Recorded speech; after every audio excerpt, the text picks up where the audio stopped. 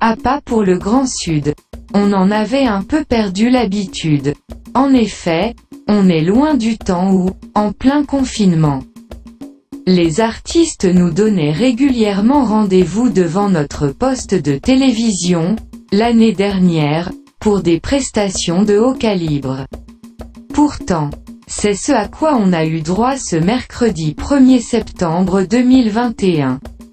En mieux même, car toute une pléiade de groupes haïtiens basés en Floride se sont succédés sur scène pour un concert dont les bénéfices récoltés sur Cash App, Zelle, PayPal et Interact seront remis aux victimes du séisme du 14 août. On est au beau milieu de la semaine. Le jour a été mal choisi, dirait plus d'un.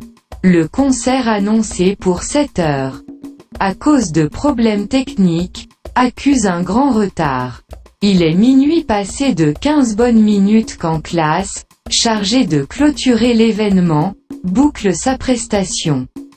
Avant la bande à Richie, les groupes Gabel, Zenglen, New Look, T-Vice et Harmonic ont défilé sur le podium. À raison de 2 chansons puisées dans leur répertoire, catégorie sociale, en premier lieu, ou des interprétations dans le même registre et très peu de ces titres qualifiés de hit. Ces formations musicales très en vue ont tâché de convaincre les internautes à faire des dons aux victimes tout en offrant une prestation de bonne facture à un public virtuel très expressif et même agressif par moments. Certains des artistes annoncés ont brillé par leur absence. Kenny Haiti n'a pas pu se produire, mais l'artiste était sur place en vue de sensibiliser ses fans et supporter l'activité. Les animateurs qui, environ 2 semaines plus tôt, s'étaient regroupés et avaient tenu leur propre collecte de fonds étaient sur place.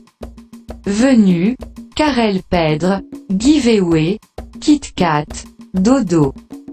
Avec les plateformes Rendez-vous, Giveaway, Compa Event ont assuré la réalisation technique et la retransmission de l'événement, mais aussi certains ont fait office de maître de cérémonie,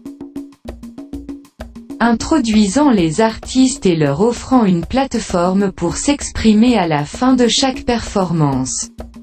Des personnalités publiques de la ville de North Miami, commissaires et maires adjoints, Johnson Napoléon de Azure College ou encore l'entrepreneur et journaliste Ed Lozama, en ont aussi profité pour s'adresser au public et le sensibiliser à la cause. Cet événement, on le rappelle, résulte d'une initiative de groupes et artistes haïtiens basés en Floride, réunis sous le chapeau d'APA, Atis Pou Haïti, sur une idée de Rodney Noël, de Noël et C'est si bon Productions. Les fonds recueillis au cours du concert n'ont pas encore été tous comptabilisés.